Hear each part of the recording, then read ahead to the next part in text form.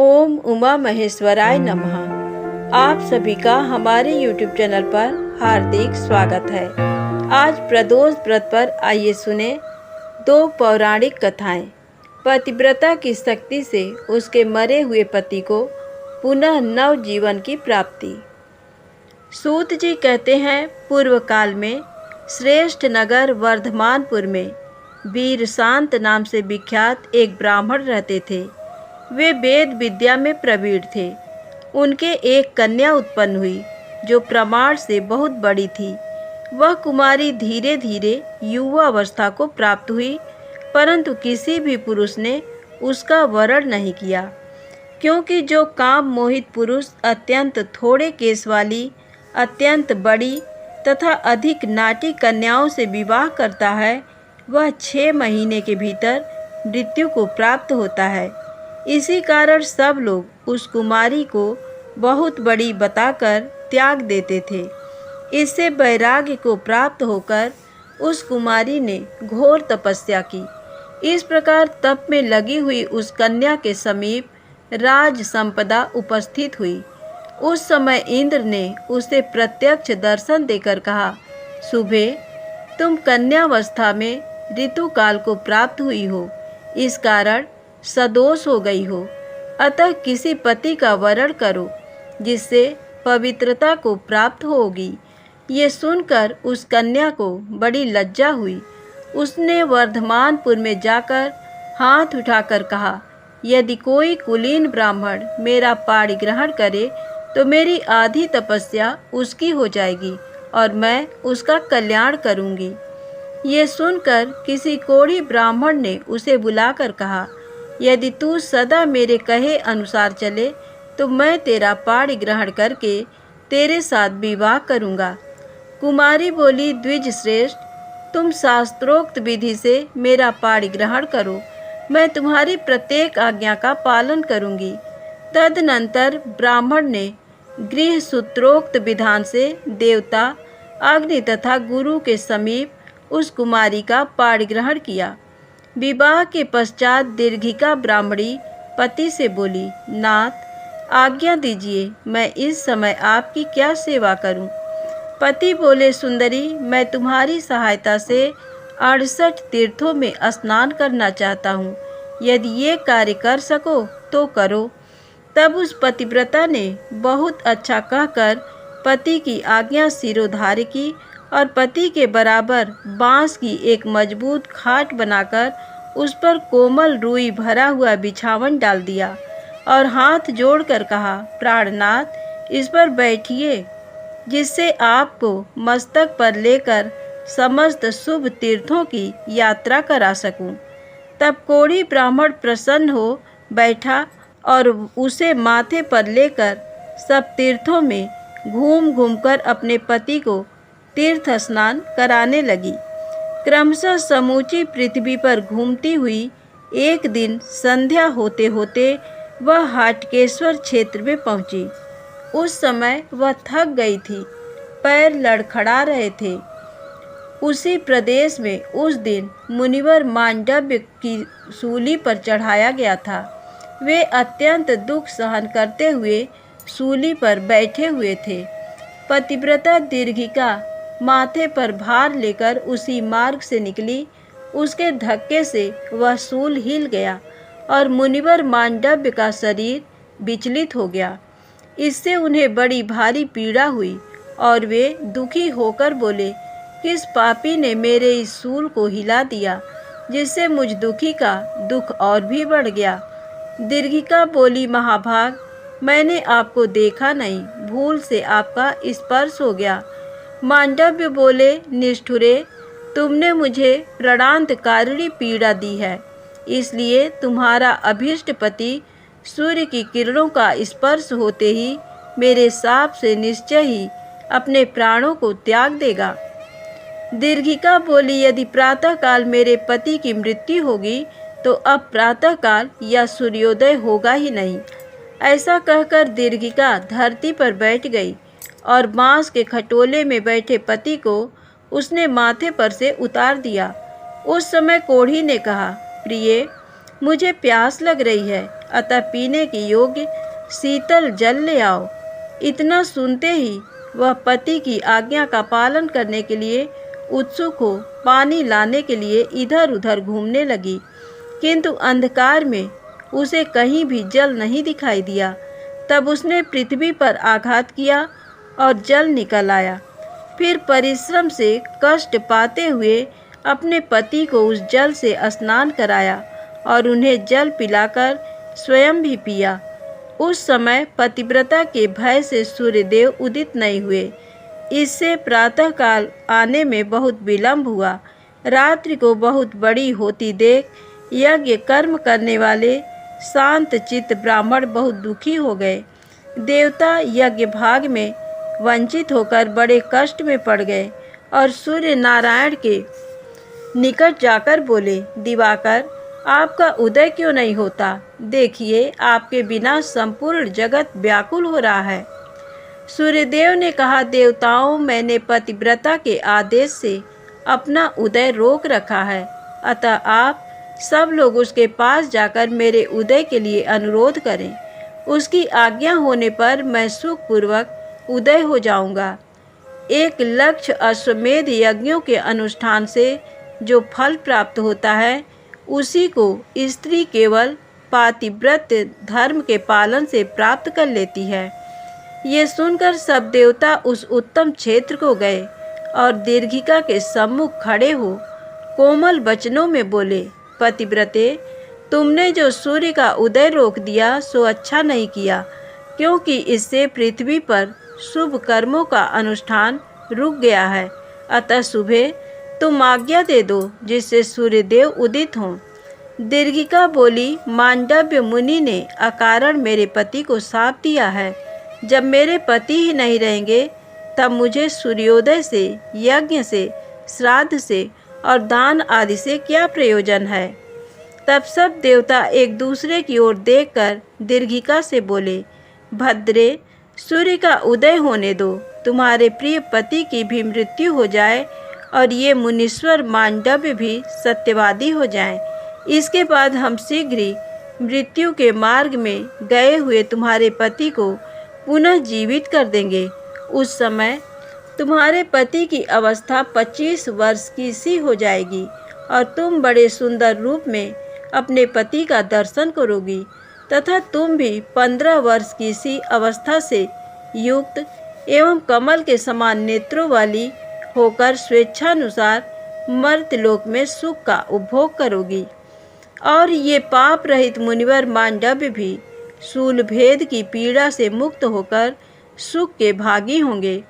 तब दीर्घिका ने बहुत अच्छा कहकर देवताओं की बात मान ली। उसके हाँ कहते ही भगवान सूर्य बड़े वेग से उदित हुए। सूर्य की किरणों का स्पर्श होते ही कोढ़ी ब्राह्मण की मृत्यु हो गई, किंतु देवताओं के हाथों का स्पर्श पाकर पुनः वह उठ खड़ा हुआ। उसकी अवस्था 25 वर्ष की सी दिखाई दे रही थी। जान पड़ता था दूसरे कामदेव ही आ गए हैं। उसे अपने पूर्व जन्म की सब बातों का स्मरण था, अतः इस नूतन जन्म से उसे बड़ा हर्ष हो रहा था। दीर्घिका भी भगवान शंकर का स्पर्श पाकर दिव्य लक्षणों से लक्षित युवती हो गई।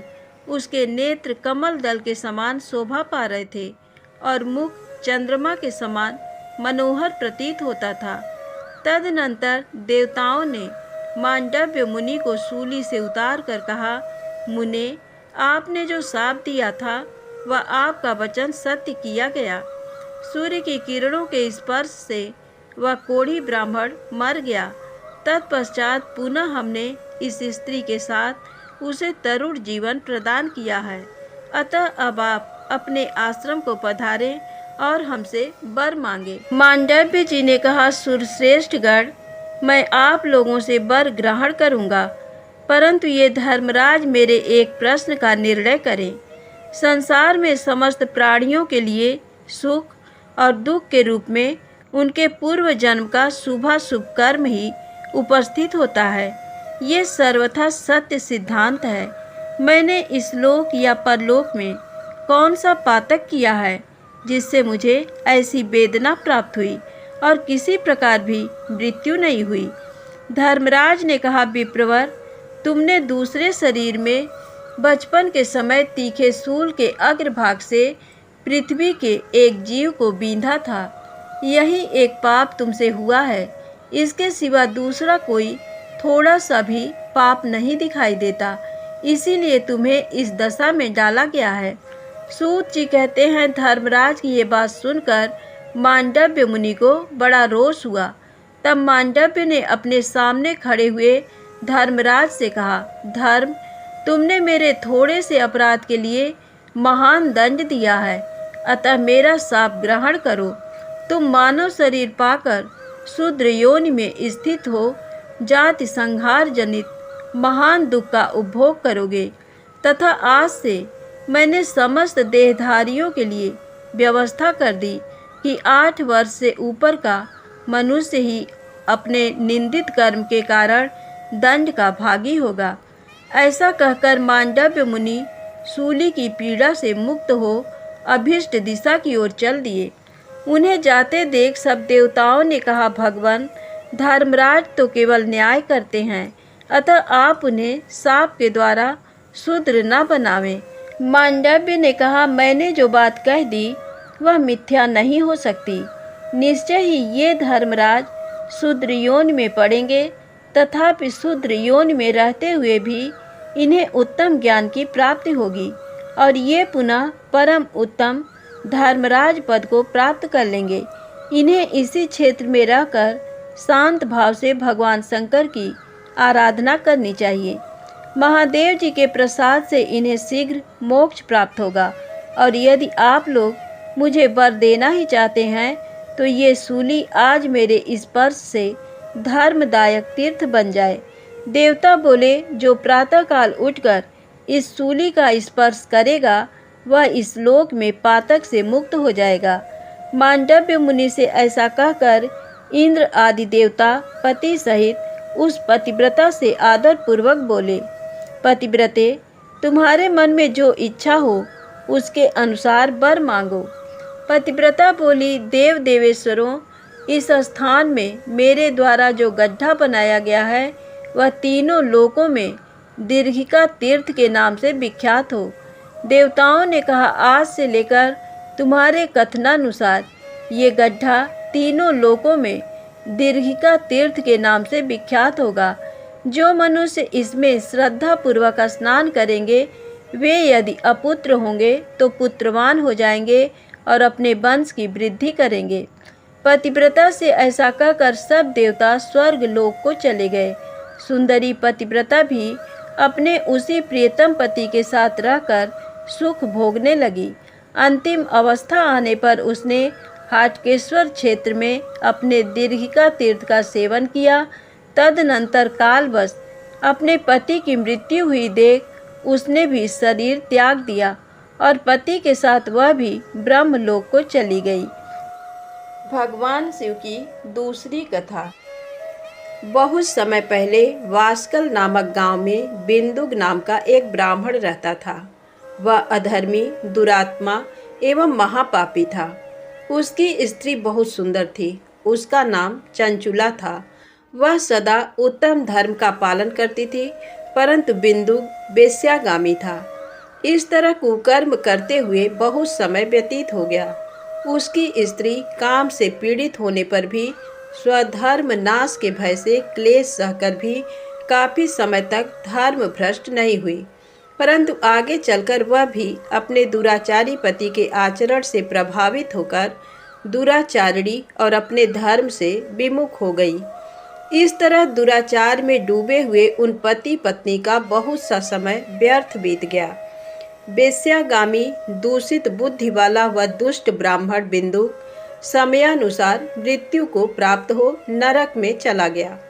बहुत दिनों तक नरक के दुखों को भोग कर वह मूढ़ बुद्धि पापी विंध्य पर्वत पर भयंकर पिशाच हुआ। इधर उस दुराचारी बिंदुक के मर जाने पर वह चंचुला नामक स्त्री बहुत समय तक पुत्रों के साथ अपने घर में रहती रही। पति की मृत्यु के बाद वह भी अपने धर्म से गिरकर पर पुरुषों का संग करने लगी थी। सतियां विपत्ति में भी अपने धर्म का पालन करना नहीं छोड़ती। यही तो तप है। तप कठिन तो होता है, लेकिन इसका फल मीठा होता है। एक दिन दैव योग से किसी पुण्य पर्व के आने पर वह अपने भाई बंधुओं के साथ गोकर्ण क्षेत्र में गई। उसने तीर्थ के जल में स्नान किया एवं बंधुजनों के साथ यहाँ वहाँ घूमने लगी। घूमते घूमते वह एक देव मंदिर में गई। वहाँ उसने एक ब्राह्मण के मुख से भगवान शिव की परम पवित्र एवं मंगलकारी कथा सुनी।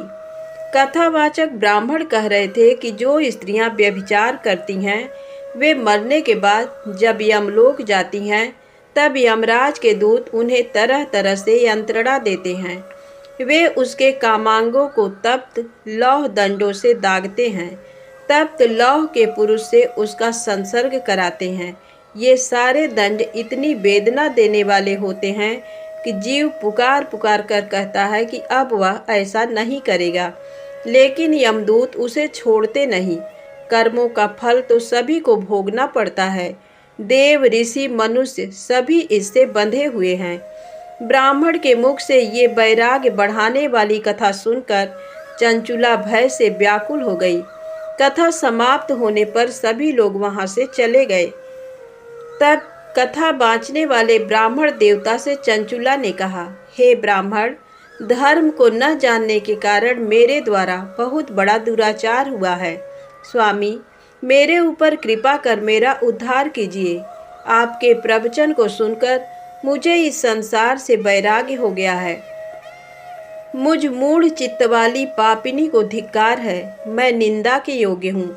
मैं बुरे विषयों में फंसकर अपने धर्म से विमुख हो गई थी। कौन मुझ जैसी कुमार्ग में मन लगाने वाली पापिनी का साथ देगा? जब यमदूत मेरे गले में फंदा डालकर मुझे बांधकर ले जाएंगे और नरक में मेरे शरीर के टुकड़े करेंगे, तब मैं कैसे उन महायातनाओं को सहन कर पाऊंगी? मैं सब प्रकार से नष्ट हो गई हूँ, क्योंकि अभी तक मैं हर तरह से पाप में डूबी रही हूँ। हे ब्राह्मण, आप मेरे गुरु हैं। आप ही मेरे माता पिता हैं। मैं आपके शरण में आई हूँ। मुझ अबला का अब आप ही उद्धार कीजिए।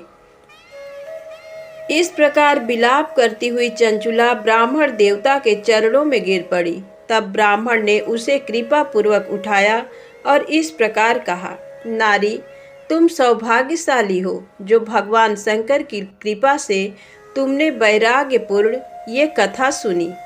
कथा सुनकर समय से अपनी गलती का एहसास कर लिया है। तुम डरो मत और भगवान शिव की शरण में जाओ। उनकी परम कृपा से तुम्हारे सभी पाप नष्ट हो जाएंगे। मैं तुम्हें भगवान शिव की कथा सहित वह मार्ग बताऊंगा जिसके द्वारा तुम्हें सुख देने वाली उत्तम गति प्राप्त होगी। शिव कथा सुनने से तुम्हारी बुद्धि शुद्ध हो गई है और तुम्हें पश्चाताप हुआ है तथा मन में वैराग्य उत्पन्न हुआ है। पश्चाताप ही पाप करने वाले पापियों के लिए सबसे बड़ा प्रायश्चित है। जो मनुष्य अपने कुकर्म के लिए पश्चाताप नहीं करता वह उत्तम गति प्राप्त नहीं करता, परंतु जिसे अपने कुकृत्य पर हार्दिक पश्चाताप होता है वह अवश्य उत्तम गति का भागीदार होता है। इसमें कोई शक नहीं है। शुद्ध चित्त में ही भगवान शिव व पार्वती का वास होता है। वह शुद्धात्मा पुरुष सदा शिव के पद को प्राप्त होता है। इस कथा का श्रवण सभी मनुष्यों के लिए कल्याणकारी है, अतः इसकी आराधना व सेवा करनी चाहिए। हे ब्राह्मण पत्नी, तुम अन्य विषयों से अपने मन को हटाकर भगवान शंकर की इस परम पावन कथा को सुनो। इससे तुम्हारे चित्त की शुद्धि होगी और तुम्हें मोक्ष की प्राप्ति होगी। जो मनुष्य निर्मल हृदय से भगवान शिव के चरणों का चिंतन करता है उसकी एक ही जन्म में मुक्ति हो जाती है। ये कहकर वे ब्राह्मण चुप हो गए। उनका हृदय करुणा से भर गया। वे ध्यान में मग्न हो गए। ब्राह्मण का ये उपदेश सुनकर चंचुला के नेत्रों में आनंद के आंसू छलक आए। वह हर्ष भरे हृदय से ब्राह्मण देवता के चरणों में गिर गई और हाथ जोड़कर बोली, मैं कृतार्थ हो गई। हे ब्राह्मण, शिव भक्तों में श्रेष्ठ स्वामीन, आप धन्य हैं। आप परमार्थदर्शी हैं और सदा परोपकार में लगे रहते हैं। साधो, मैं नरक के समुद्र में गिर रही हूँ, कृपा कर मेरा उद्धार कीजिए। जिस पौराणिक व अमृत के समान कथा की बात आपने की है, उसे सुनकर ही मेरे मन में वैराग्य उत्पन्न हुआ है।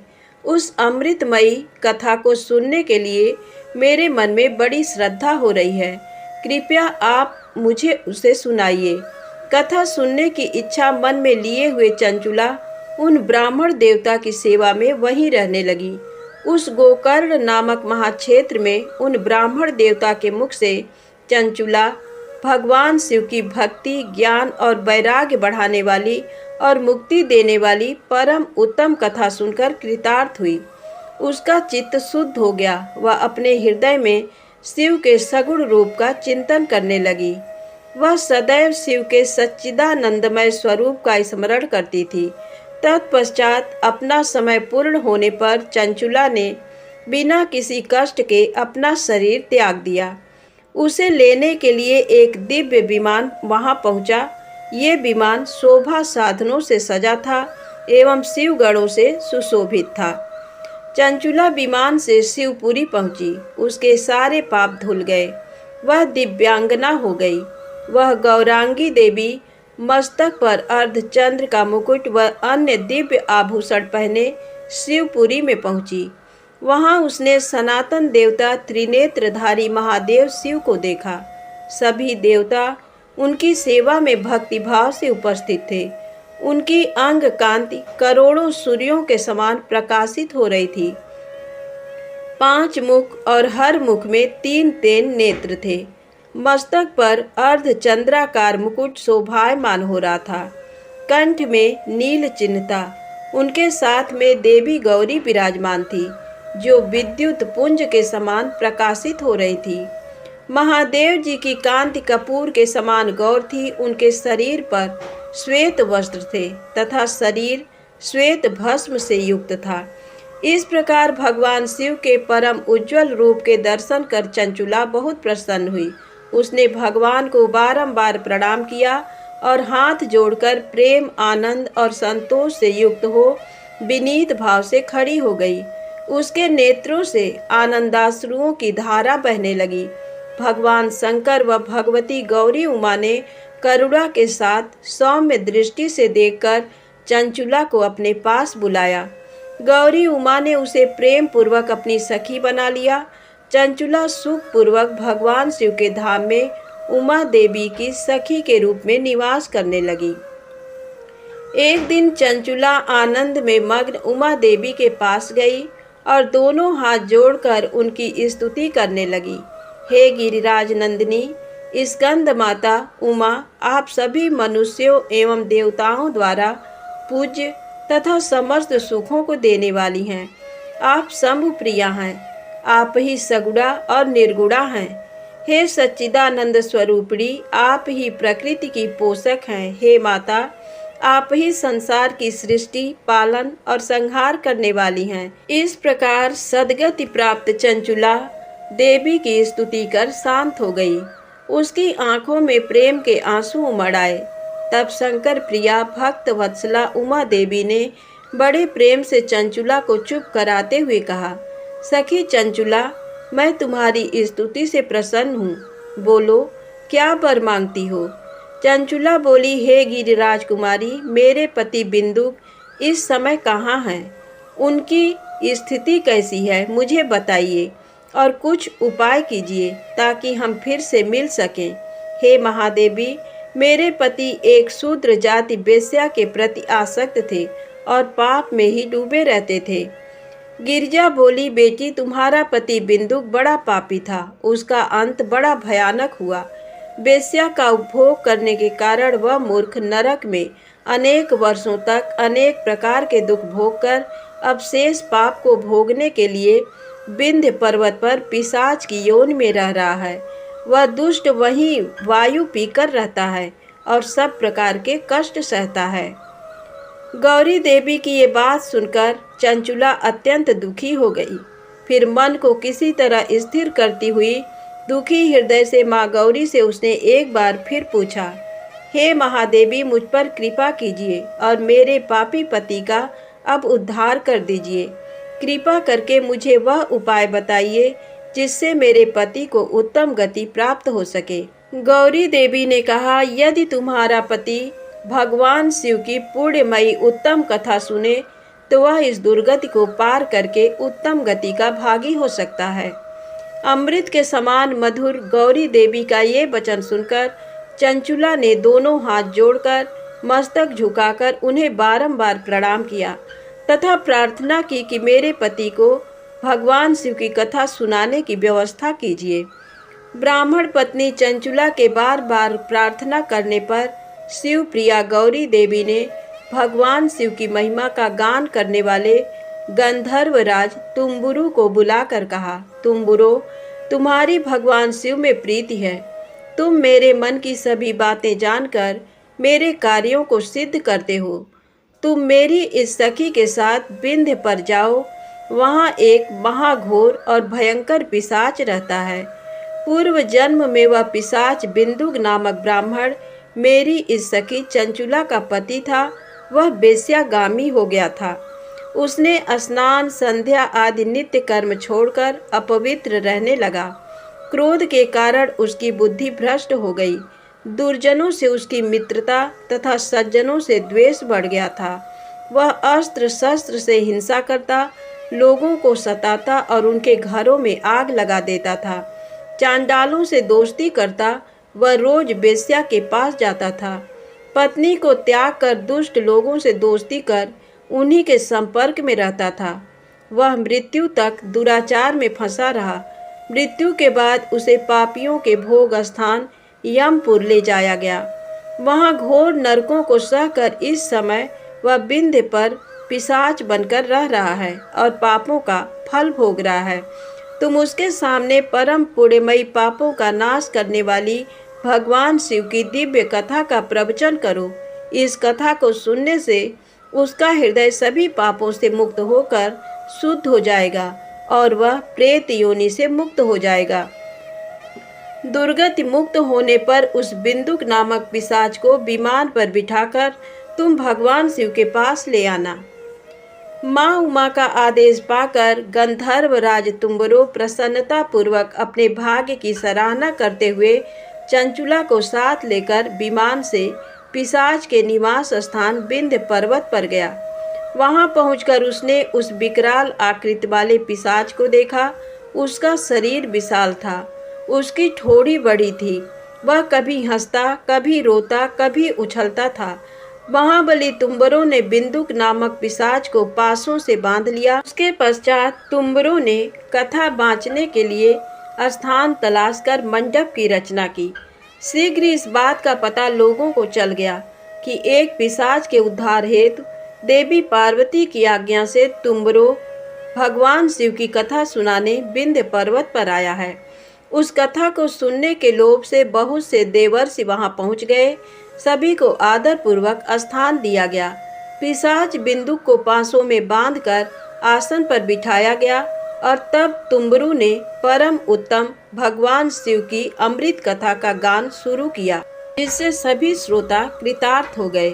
परम पुण्यमय कथा को सुनकर पिशाच सभी पापों से मुक्त हो गया और उसने पिशाच शरीर का त्याग कर दिया। शीघ्र ही उसका रूप दिव्य हो गया। उसका शरीर गौर वर्ण का हो गया। शरीर पर श्वेत वस्त्र एवं पुरुषों के आभूषण आ गए। इस प्रकार दिव्य देहधारी होकर बिंदुक अपनी पत्नी चंचुला के साथ स्वयं भी भगवान शिव का गुणगान करने लगा। उसे इस दिव्य रूप में देखकर सभी को बहुत आश्चर्य हुआ। उसका मन परम आनंद से परिपूर्ण हो गया।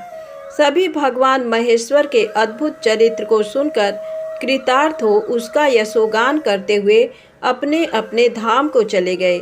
बिंदुक अपनी पत्नी चंचुला के साथ विमान में बैठकर शिवपुरी की ओर चल दिया। महेश्वर के गुणों का गान करता हुआ बिंदुक अपनी पत्नी चंचुला व तुम्बरू के साथ शीघ्र ही शिवधाम पहुंच गया। भगवान शिव व देवी पार्वती ने उसे अपना पार्षद बना लिया। दोनों पति पत्नी सुखपूर्वक भगवान महेश्वर एवं देवी गौरी के श्री चरणों में अविचल निवास पाकर धन्य हो गए।